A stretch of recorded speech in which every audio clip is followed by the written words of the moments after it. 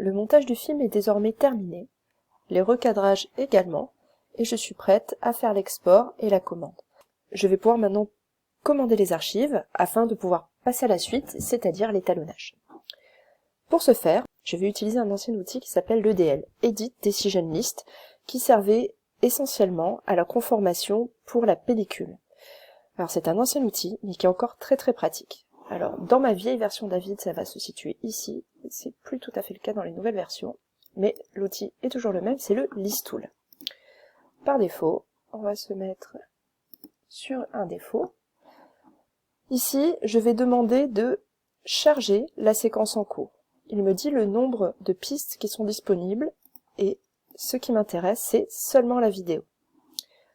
Dans les options de liste, je vais me mettre en CMX 3600, qui est la chose la plus commune qui se retrouve dans d'autres logiciels également, mais qui est assez limitée. On va voir comment, en utilisant d'autres listes, on va pouvoir récupérer toutes les informations qu'on a rentrées dans la vide. Je peux choisir d'ajouter des clip names, le source file, la cadence, le reel, etc.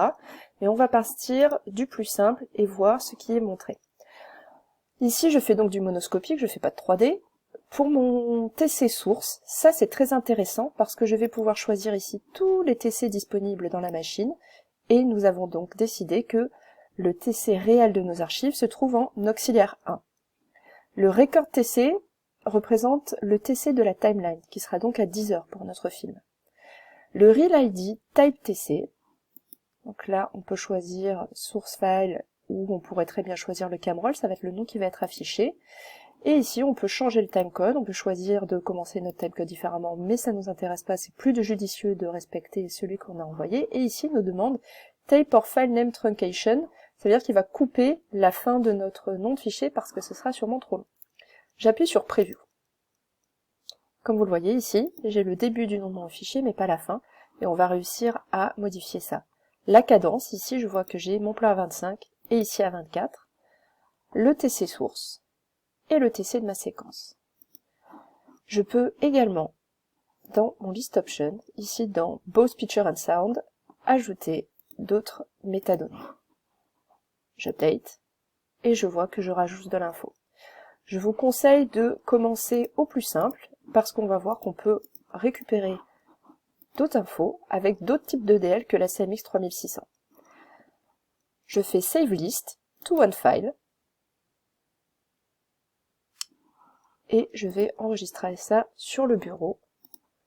On va l'appeler CMX 3600. Passons maintenant aux autres types de listes.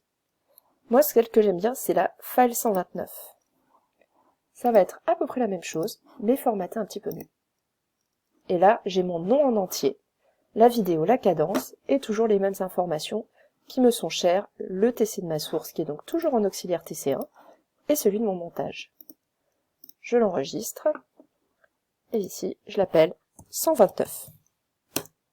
Et la troisième que j'aime beaucoup, c'est la columnar. Ça, c'est un véritable héritage de la pellicule. Ici, je vais me mettre en mode assemble, il y en a d'autres, mais celui-là, c'est mon favori, à l'intérieur duquel je vais pouvoir choisir tout ce que je souhaite faire apparaître. Attention, il n'y aura pas de timecode dans celui-ci parce que c'est fait pour la pellicule, donc il a d'autres références. En revanche, je veux faire afficher ceci, le camroll, le labroll, le name, le reel, et toutes les informations qui pourraient m'être utiles. Je lance un preview.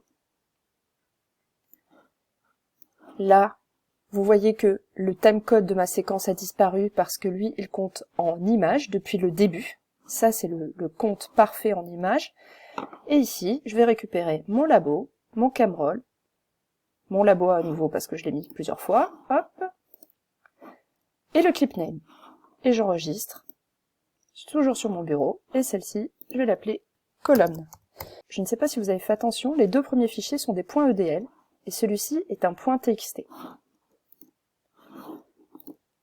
Je quitte maintenant le logiciel et vais me concentrer sur le traitement et la compilation de ces listes dans un fichier Excel.